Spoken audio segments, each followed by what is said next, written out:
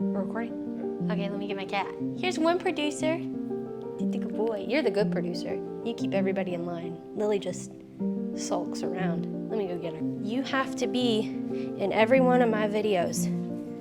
You hear me? I know, Corin's jumping all over me.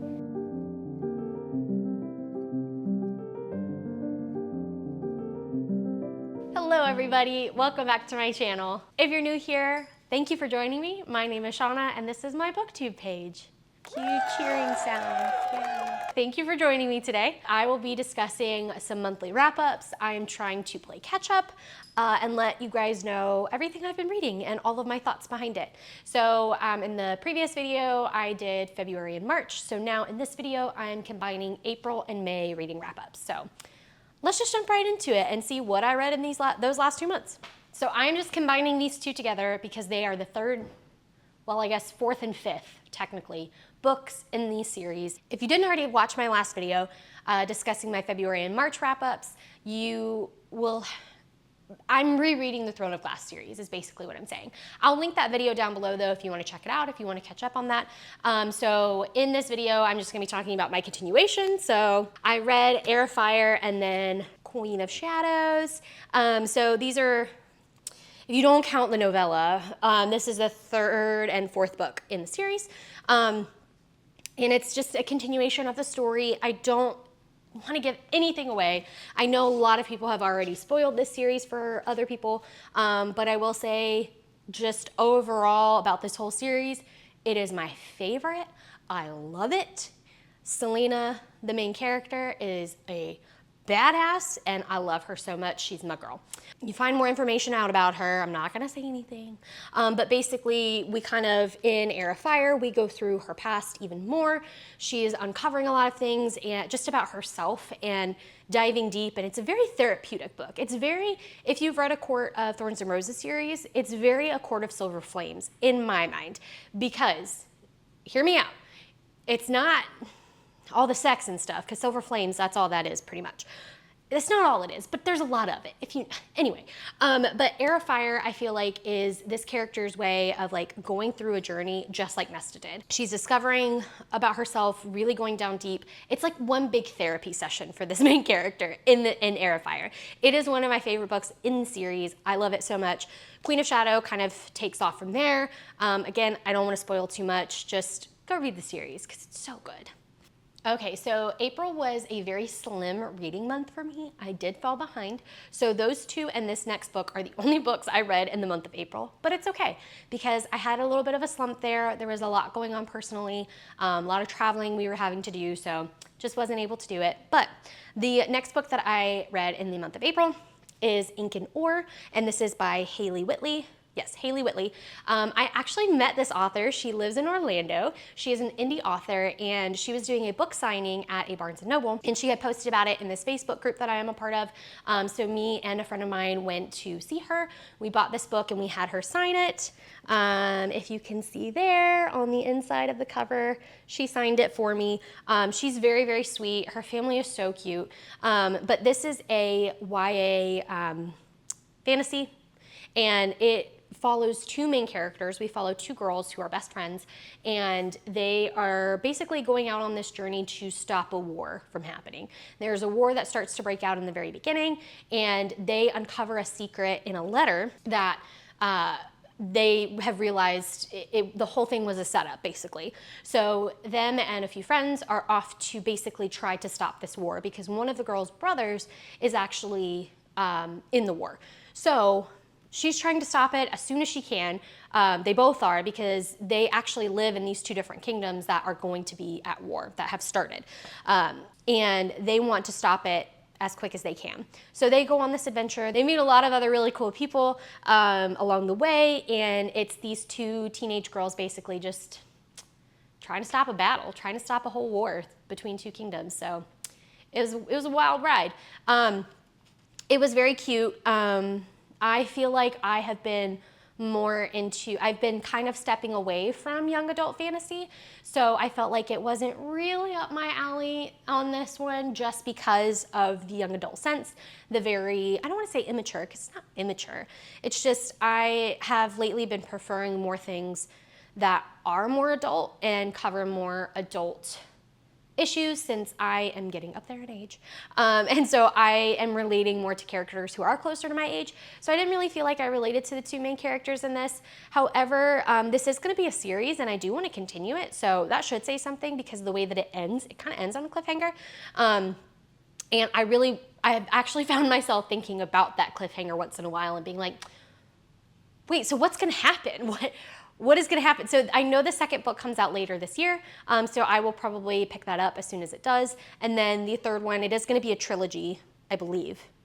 What's called the Caravan Chronicles. So I'm not sure actually how many books, but I'm pretty sure she's talked about there being a third one coming out next year.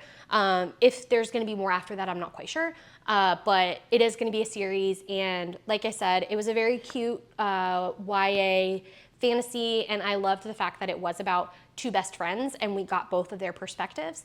And there is a little bit of love interest for the both of them, but not too much. It's mainly focused on like them and their friendship and their journey and their struggles. And so I thought that was really unique and not something we see too often anymore. So okay, so now we're jumping into the month of May, which was actually last month. So I'm catching up.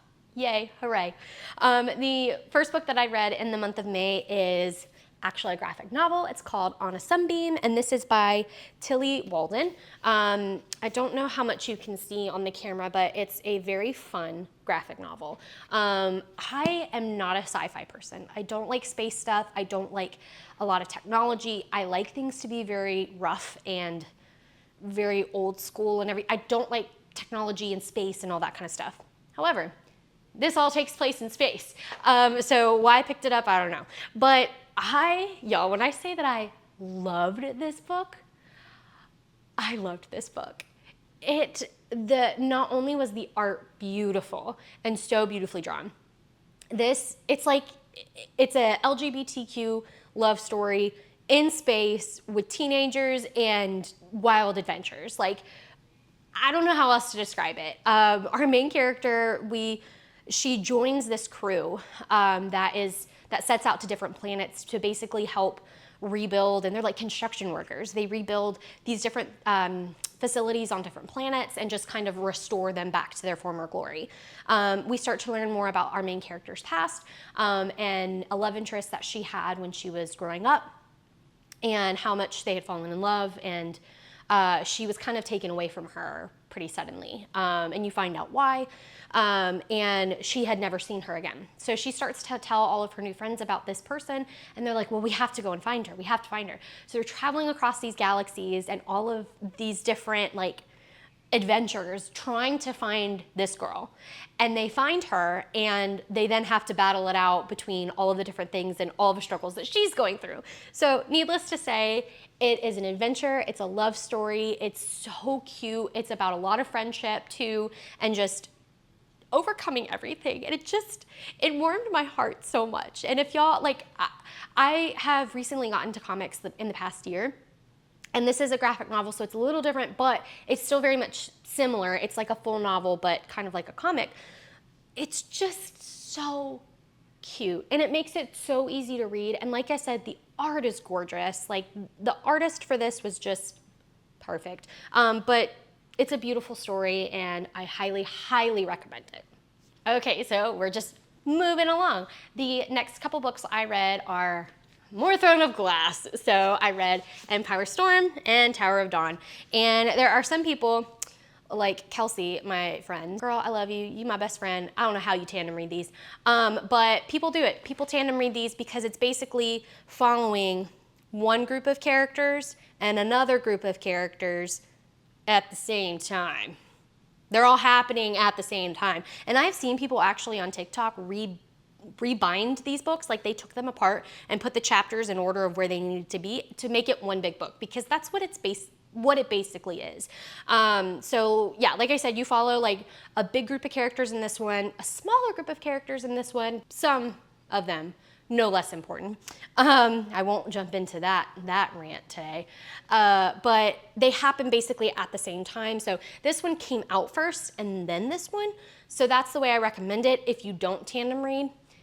If you can do it, by all means, tandem read. I have no strong opinions on that. if you watched my last video, you'll see me go on a rant about reading order of this series, and I feel very strongly about that. Tandem reading, I don't feel that strongly. I just know that I don't really have the capacity to do it, so I don't do it.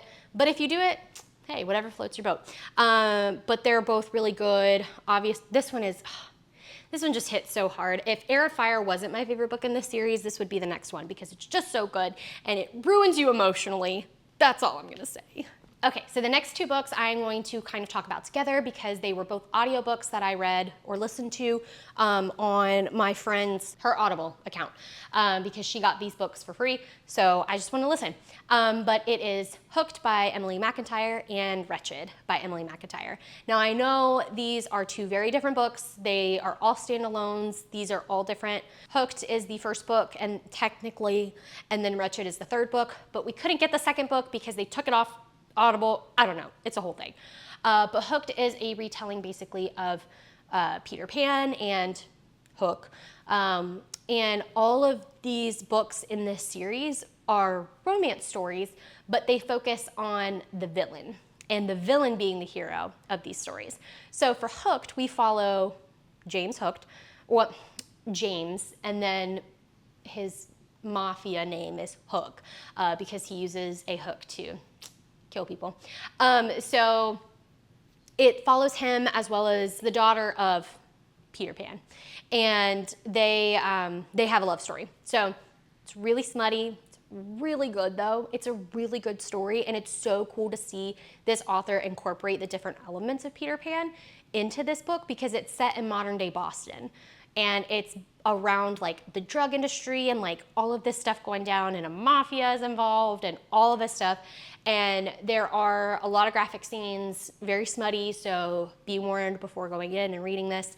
But it's so good and I really recommend this one. Wretched by Emily McIntire is, like I said, the third book in this series, but they're all standalone. They have nothing to do with each other. These you really could read without reading them in publishing order. There's no connection to them whatsoever. So Wretched is actually a retelling of The Wicked Witch of the West from The Wizard of Oz. So that one was really cool. It took me a minute though to realize that's what this retelling was. Because it's not as obvious when you start off. It's when you start to get a little bit further in that you realize they start dropping these hints. Again, I love this author's way of incorporating the different elements of these fairy tale retellings and using the villains as well as like hero's perspective, technically villain in these books, but they're all super smutty, super violent, and it's just, it's A+. They're really good, and they're really short too, so you could just, I say really short because I'm used to Sarah J. Maas sized books. They're a decent size, but they're not long at all. They're short in my standards, so you can get through them pretty quickly, especially if you're listening to the audiobook. And I think the narrators for both of those books, they did a really good job. So if you listen to the audiobook, you'll be good.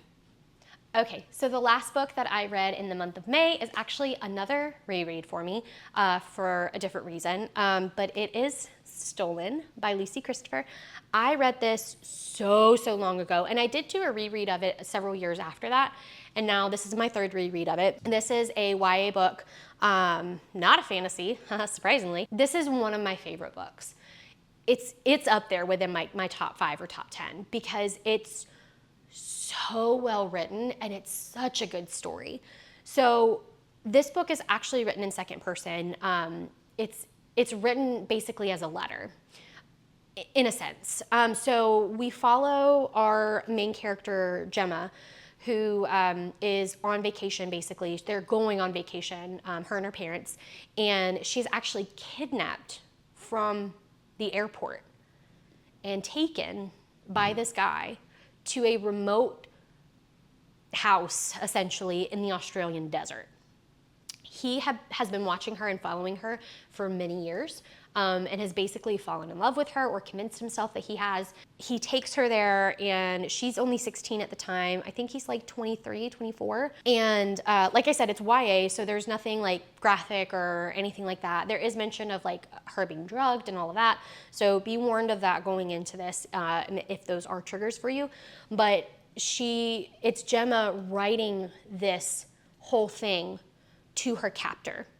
And so it's reading as if we are the person that's taken her. So she's saying, you did this and you took me here and you did that and all this. So it makes you feel icky because it makes it feel as if you were the one that's doing this to her. So I have not seen like hardly any books do this well.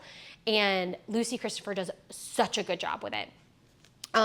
So we follow her through all of this, and it explores the themes of like Stockholm Syndrome and trying to survive and doing what you can to get by, but also feeling empathy towards your kidnapper, basically, which is what Stockholm Syndrome is. So it's about all of that and her journey with that. And it's just so good. The things that it talks about, the way that it's written is just beautiful. So I highly recommend it. And I just found out that a second book came out, and it takes place 10 years after this. And it came out 10 years after this book. So I have requested it from the library, and it is on its way, and I cannot wait to read it. But I do recommend it. It's such a good book. We'll see how the second one is and how that holds up and how that's gonna play out. But this is really good. I highly, highly recommend it if you are into anything like this. But like I said, the themes that it explores, the things that it talks about is just, it's so fascinating.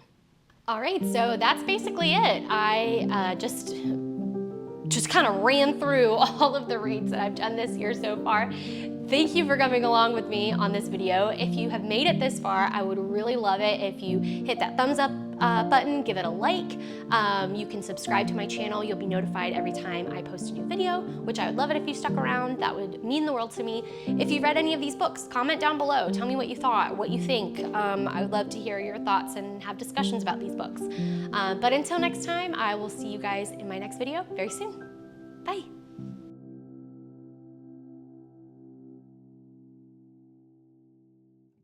Go, good girl. Hi. Oh, thank you. Thanks.